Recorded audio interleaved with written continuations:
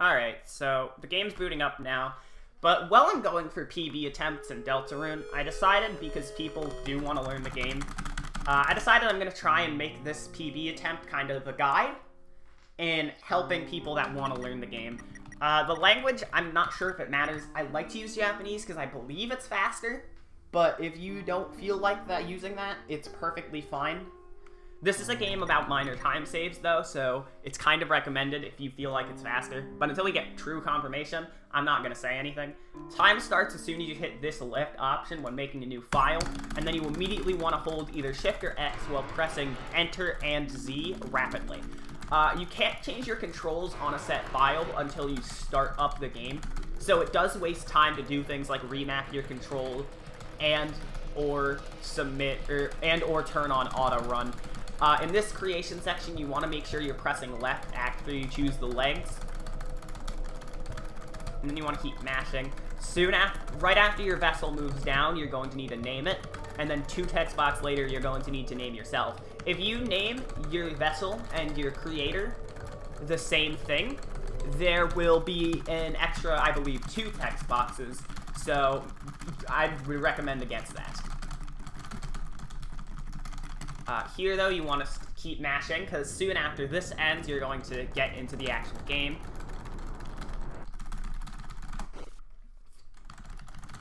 And once this happens, you want to hold to the right,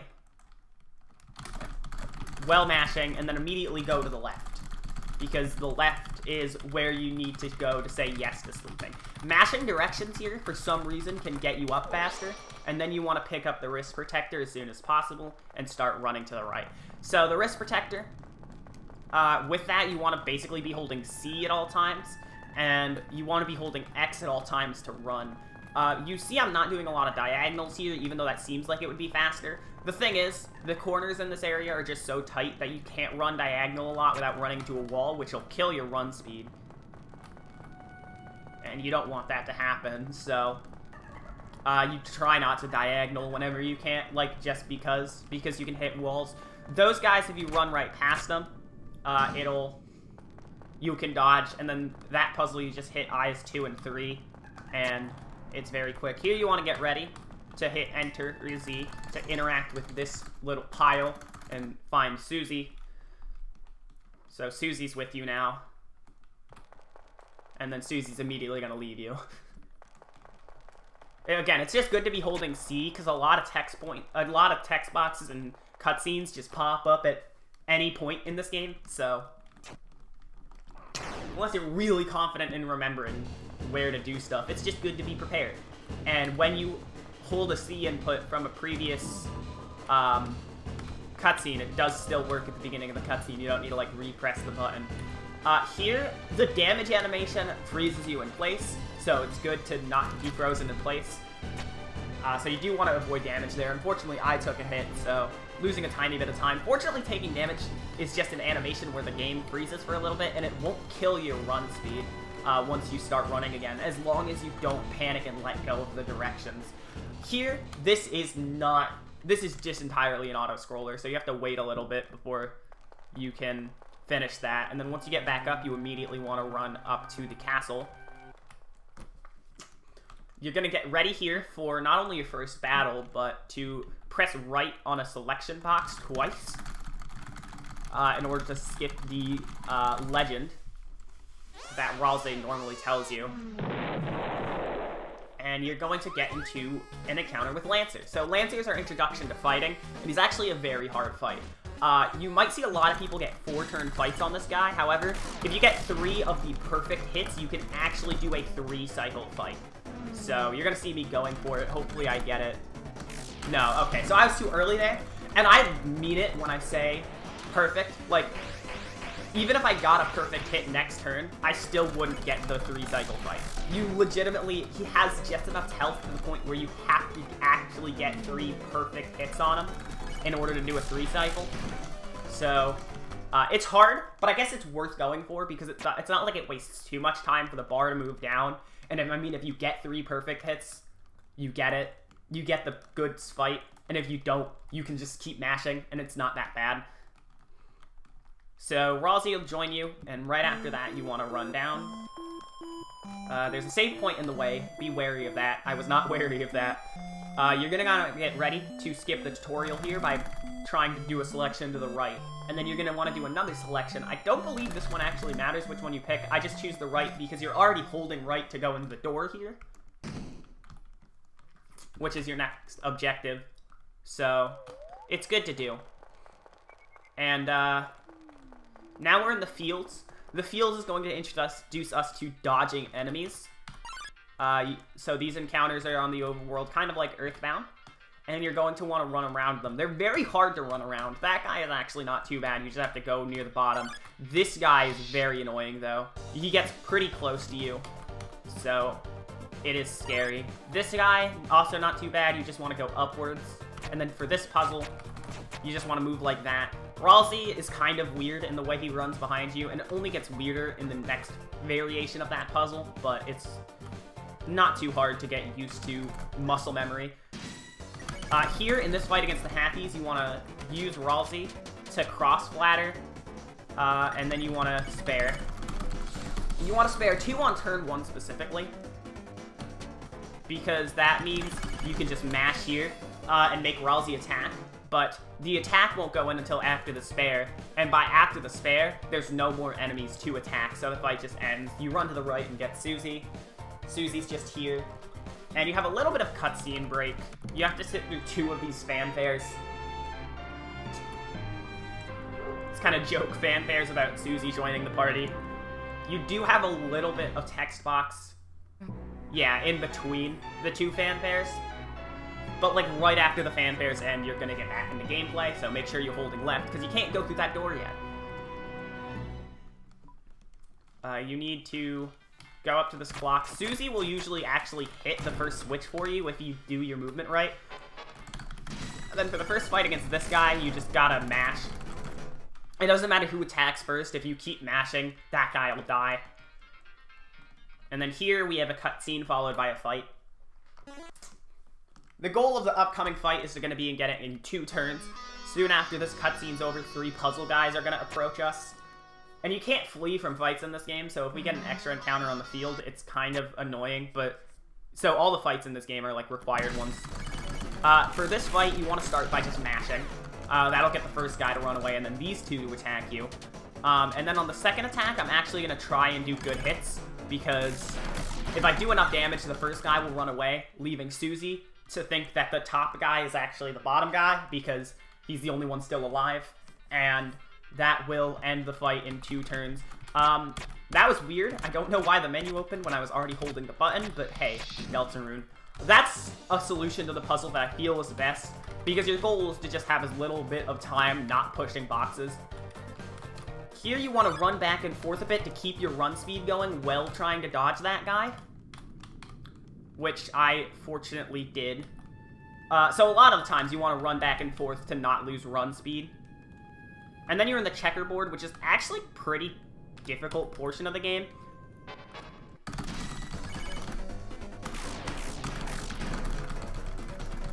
If you mess up on these corners, you have to get into a fight with a pawn man. These are some of the most common counters you'll hit in the game. And I thought you could kill them, but apparently not. You have to mash them. Yeah, this is one of the most difficult portions because of the pawn men. It takes a turn to fight one. And you'll usually get in an encounter with 2 if you hit that guy. And then in the second case with pawnman, you'll hit 3. And it's very hard to dodge them, as you saw I messed up, because the hitboxes are kind of wonky in this portion with the walls. At this point, you get to choose your team name if you remember. I don't know if it matters which team name you choose. I like to choose the one on the left, because I remember someone doing that once. This room is funny, because you can just run right and the squares actually won't work. Until the last square, you do have to move down to dodge that. Otherwise, you'll get sent back. And now we're in the last room with pawnmen. I actually feel like this one might be a little easier than the previous one. But if you mess it up, it does have worse consequences because it is a 3-turn fight instead of 2. Because that first guy that chases you has 3 pawnmen in his encounter. So coming up, we have the fight with the giant checker. And what we want to do for the fight with the giant checker is... mash. Not really. I lied. what we want to do is we want to long bow, or deep bow is what it's called, which is an option below check in the act menu. So just move down once you enter the act menu. You need to do 5 deep bows throughout this fight. His attack pattern, I believe, is always the same. He'll do stomps and then stars and then heal with this. And then he'll do a combination of stomps and stars. Yeah, he'll do this attack. If you're actually at the top of the screen there, you can't get hit by the stars. But after that attack, if you do a long bow, once more the crown will fall off and end the fight. So with that, you have another cutscene. The next time you're going to be moving is once you're already out of the checkerboard, because like when you walk out of the checkerboard, that's a cutscene. But here, you see I'm losing a bit of time because I hit a pawn man. My PB didn't. But again, that pawn man's not the worst. It's literally like 10 seconds. So, not the worst. Still not good if you're going for like a really good time, but 10 seconds is, again, the second pawn man's much worse. But we're not in the checkerboard anymore, so I'm not going to dwell on it because we're in the forest now. So in the forest, the first thing you saw was I was moving back and forth to conserve run speed while dodging these rabbit enemies. It's just so you don't have to fight them, even though they're not hard to fight. Here you're going to actually not want to move too optimally, because you're going to want to do this damage boost. And if you're going too well, you might actually damage boost on a previous one and take more damage than you need. There, you want to hit black, red, black switch to solve that puzzle as fast as you can. Here, once you see the second path, you're going to want to move down to a bit just to avoid that bloxer. And then you're going to want to do red, swap, black, red for this one. Just like that. And coming up, we have the fight with Clover. So for Clover, you want to do 2 serious hits. So, like, it doesn't have to necessarily be perfect, but you do want to try to damage him. But on the third hit, so after this attack that you're going to see, it's perfectly fine to just spam, and he'll run away. Just like that. And then you're at the bake sale. This upcoming bloxer is really difficult to dodge, these two. Even when he's at, like, the far right of his movement pattern, you still have to be, like, hugging the wall to dodge him. I got it, fortunately. So for this part, around this L, you want to damage boost off of these guys. And then sometimes you usually want to damage boost off of that, but I was actually lucky enough to not have to damage boost at all, which either means I was good or I messed something up. One of the two. You never know. Here you get the blueprint. After 3 text boxes, you're just gonna do insert twice and then down. Just like that. And you're gonna want to do that 3 times. Insert, insert, down, insert, insert, down, insert, insert, down, insert, insert. And then you get to this guy. As long as you're running, I don't believe this guy hits you. Like, as long as you're just following the path, I believe you should always just make this room damageless. And then this room, you want to move up here, and then when you're around the middle, there's a secret switch here that lets you move on. And then you get into the forest. So this forest is actually not randomized, it's always the same. It's always left, right. But you can always, like, use Lancer. It's not like you have to memorize a maze pattern. Alright.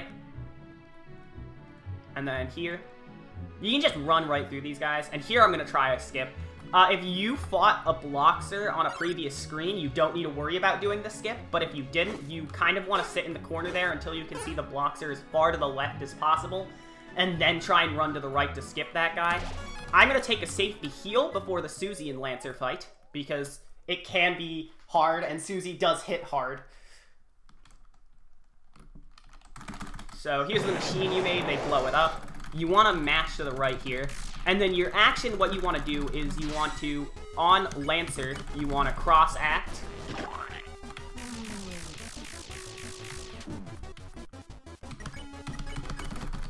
So you want to cross-act on Lancer 3 times. Make sure you're dodging attacks, because if anyone dies, this fight is over.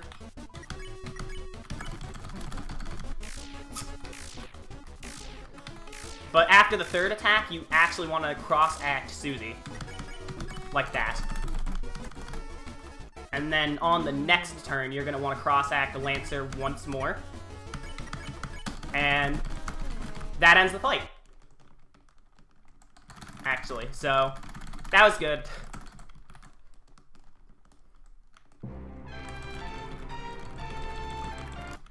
Okay. The jingle will meme us once more, and then we can move on to...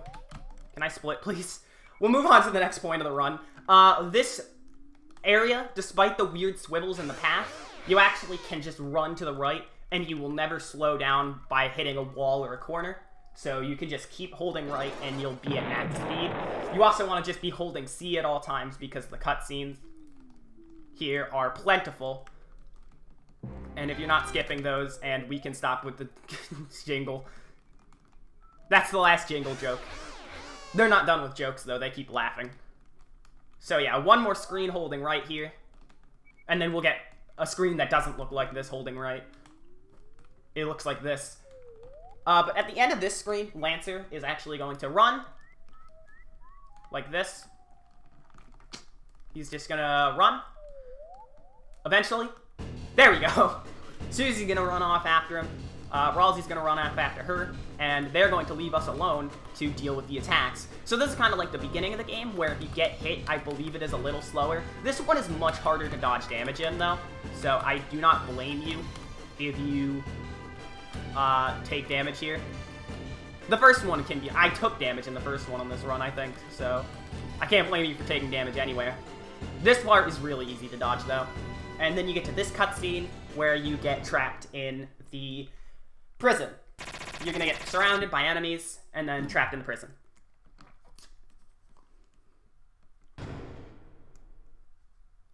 So in the prison, you're going to want to, as soon as you can move, you want to investigate everything.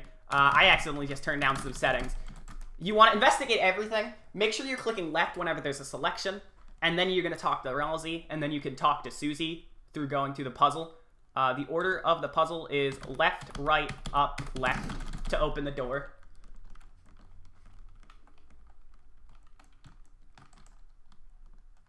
And you want to just mash to the right.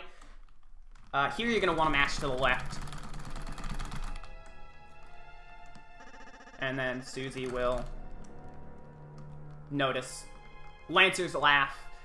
And then here's just a bit of waiting through cutscene. This upcoming fight is actually just an extended cutscene. Like, in all reality.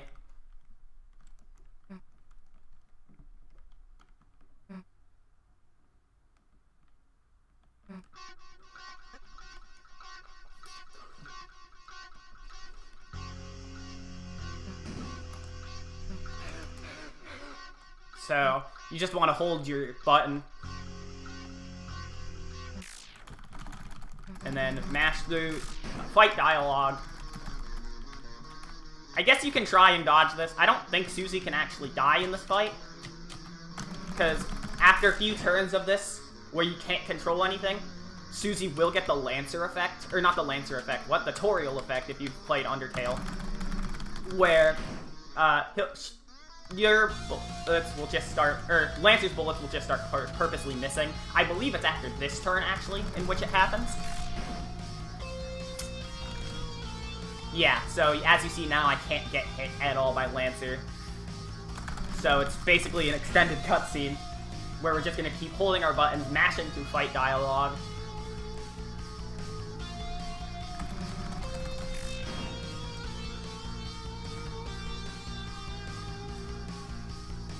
Still can't hit us, so no use in trying to dodge, I guess, unless you want to just play around. I believe the next attack should end the whole thing. Yep, there we go. Lancer will dodge. Lancer will sit there and talk to you. Character development, all that. This is kind of a big story part of the game for Susie. And Susie's kind of a character who acts on her own. So you can't, you know, do anything about it. You just have to wait for this to end. But once it does eventually end, Susie will come and free you. Right here. And then you'll be together.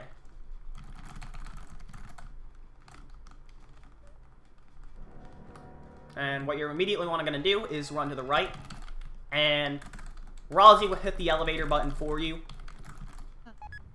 So you get to do this cutscene just right now. You just have to hold C here. It's a kind of long cutscene. I don't remember if there's any selections here that you want to use, but you do want to start moving down. Ralsei will leave the elevator, and then you do have to wait for Susie to talk to you, like right after you start moving down. And then you'll get another cutscene here about Susie joining your party for the realest of reals. And then here for this, what you're going to want to do is this guy will notice you. You want to unload the screen and re-enter it. And then if this guy's far enough to the right, he'll hit this wall. For here, you just want to hold through to the right, take this damage boost. It's worth it. And then you'll get into the first puzzle with Rule's card, who comes out of here with his boxes. Just push this one to the left, it's over. And now you can go up. If you hold right here and then up, you'll avoid damage. This head halfy, people have been trying like ruthlessly to dodge this guy, but it just does not happen. So I wouldn't say worry about it for now until we like find a way to do it. But the thing is, even once we find a way to do it, it's probably going to be ridiculously hard. So this is just going to be a 3-turn fight where you're attacking. Like that. And then once the fight ends, you can go up to the third floor. You want to go to the right again, where Rule's card is back. You have to push this to the left twice this time. Slightly more difficult. And then you get up here. If you want to take this safety save, I'm going to before Big Checker. This isn't the last save point before the King, so you don't need to worry about, like, if you don't take that, you won't have health for the King. And then here, Rule's card shows up once more with an ultimate checker. So you're going to want to act and do Susie's idea. What you want to do for this is line it up with the third brick kind of pattern on the wall, and then, like, try and just hit a trajectory that'll hit the crown. I actually messed that up here. But, like, yeah, you want to hit the crown. That'll majorly knock it off. And you want to aim for a 3 cycle on this. I think because I messed it up on the first turn, I'm going to get a 4-turn fight.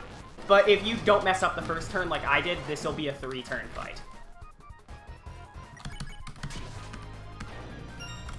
Just like that, the fight's over. Not too bad. And now you're going to be running through here. I'd recommend taking the final save point before the King, because you don't want anyone dying on the King. So the strategy for the King, once you get here, is we're going to start... in this fight, you get a special ability for each character once you try that, make that character talk to the King. One of these abilities in particular is going to be really good, and that is going to be Susie's Red Buster. So once the fight starts, which is going to be very shortly, what we're going to want to do is we're going to want to get Susie to talk to the King.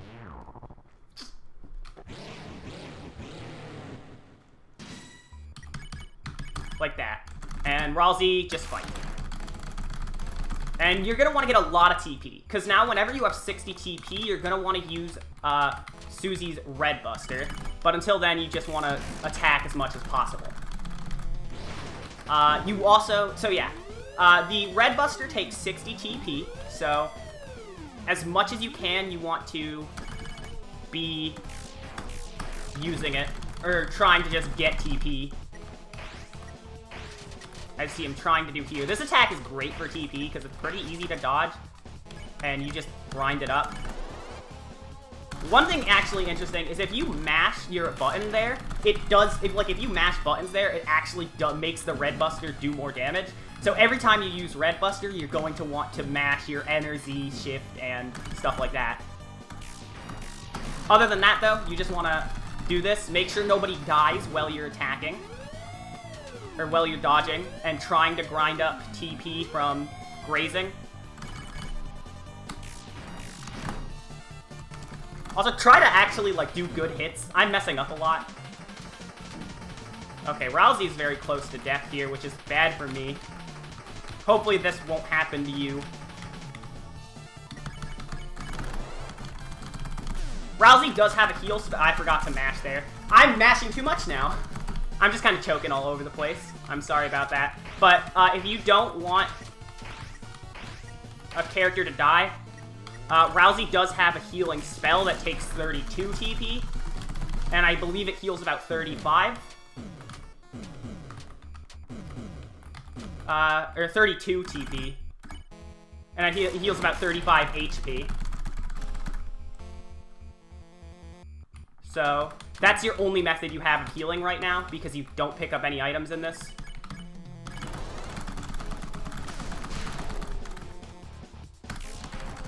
But it's very bad to have a character die, especially Rousey, because you can have less attack. If Chris or Susie dies, it's a nightmare, because then you can't Red Buster. But if it's Chris and not Susie, you can use Susie's 50 TP Rude Buster attack, which is just a less damaging Red Buster.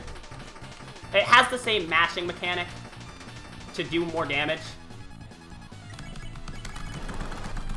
So, you will want to mash buttons like that. And the fight's over eventually. So once the fight's over, you want to just start holding C, right, and X. You know, your normal buttons. Or Shift if you want to be like that. But again, I personally don't like that, so hey, I'm going to say X. The fight ends. Rousey heals. Again, you're going to be holding this button for a long time. So just sit through the cutscene. And you will eventually have the king waddle over.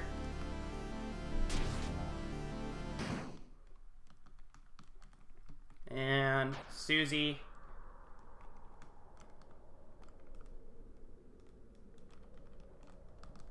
uses the spell. And the king will fall asleep. And you're still holding your directions, although they won't be pressed yet. You don't actually run in this cutscene coming up. You're going to walk just like... Okay, they're gonna laugh. Cutscene's still not over. This ending's kind of long. Yeah, they're walking in here. So, doesn't matter if you're holding run there. But soon after, Rousey takes his hat off. And this ends. Once this fades and you get onto the next screen, you're gonna be running. So you do want to hold run. And now you're in the fountain. Which is a mashing section kind of similar to the beginning of the game. Even though you have the wrist protector, I still kind of like pressing the buttons. Yes, I don't know, I'm weird. I don't know if it actually matters. But there are some text boxes kind of like this. And then you put your soul in the fountain. Which will end the adventure in the Dark World.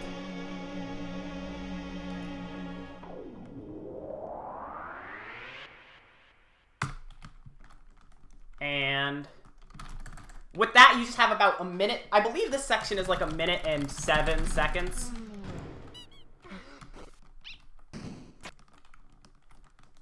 And you can hold C. And once Susie leaves the closet, you can leave it as well. And then, again, once Susie runs off, this whole section is kind of based on when Susie runs off. You can start moving again. You want to move down here.